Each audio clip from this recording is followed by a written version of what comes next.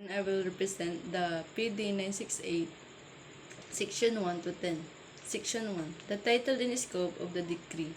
This decree shall be known as the Probation Law of 1976. It shall apply to all offenders except those entitled by the benefits under the provisions of Presidential Decree number 603 and similar laws. Section 2. Purpose. This decree shall be interpreted so as to letter A. Promote the correction and rehabilitation of an offender by providing him with individualized treatment. And letter B. Provide an opportunity for the reformation of unpenitent offenders which might be less probable if he were to serve a prison sentence. And letter C. Prevent the commission of offenses. Section 3. Meaning of terms. As used in this decree, the following shall, unless the context otherwise requires be contrasted thus. A. Probation is a disposition under which a defendant, after conviction and sentence, is released subject to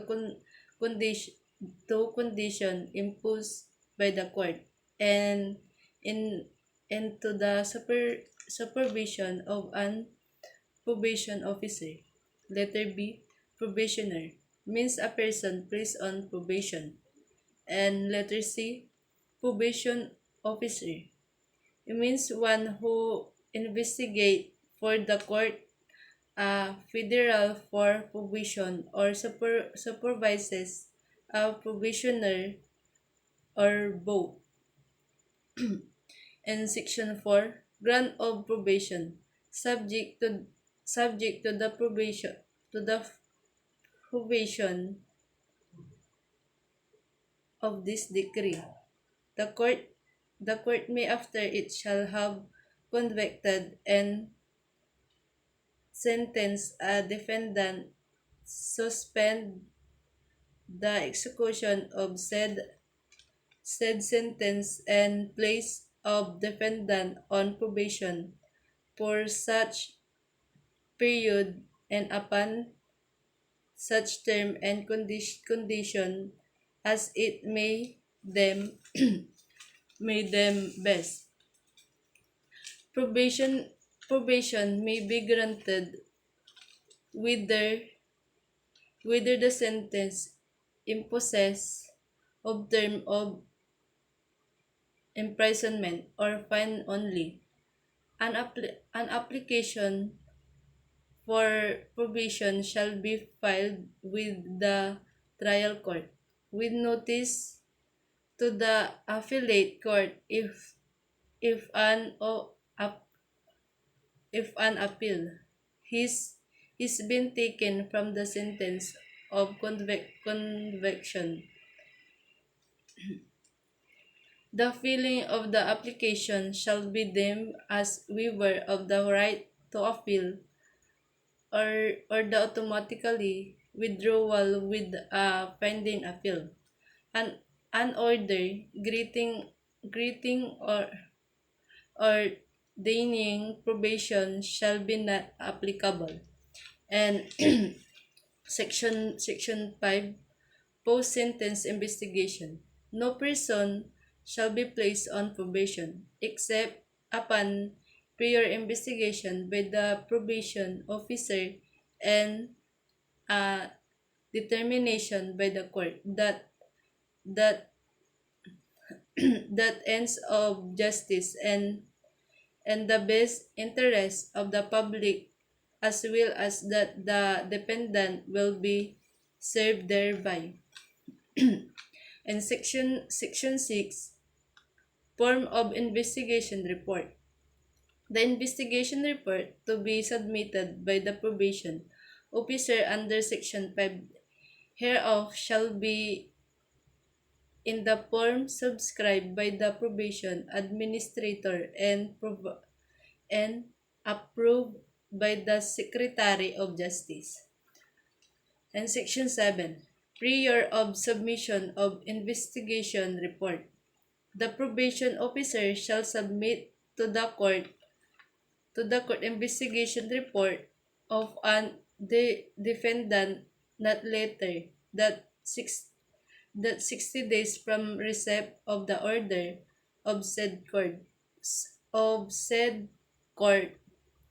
to conduct the investigation.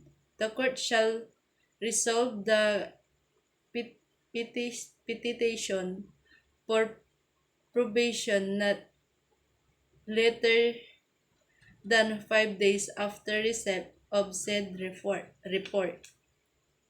Pending submission of the investigation report and resolution of petition, the defendant may be allowed on temporary liberty under his bail field, or that the defendant is incapable of filling one of court may allow the release of the defendant on recognize the custody of the responsible member of the community who shall graduate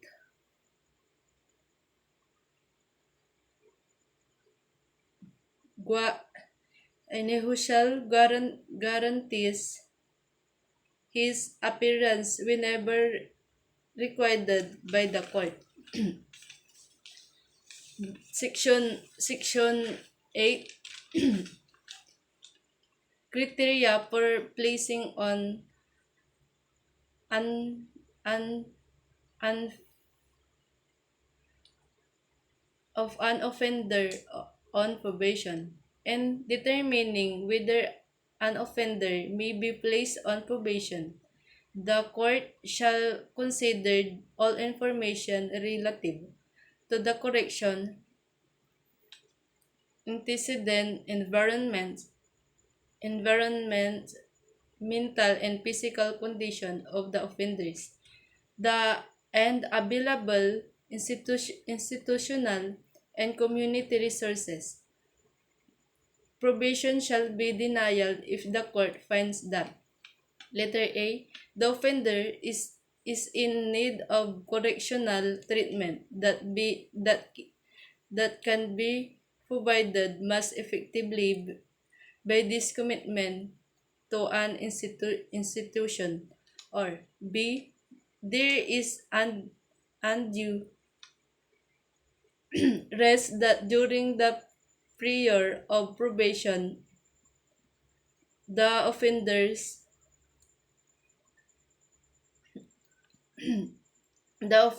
will commit another crime. Excuse me. Letter C. Probation will deprecate the seriousness of the offense committed.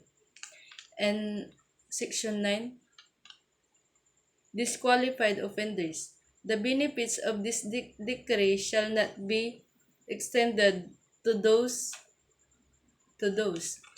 letter A. Sentenced to serve a maximum term of imprisonment of more than 6 years. Letter B. Convicted by any offense against the security of the state. Letter C. Who have previously been convicted by final judgment for an offense.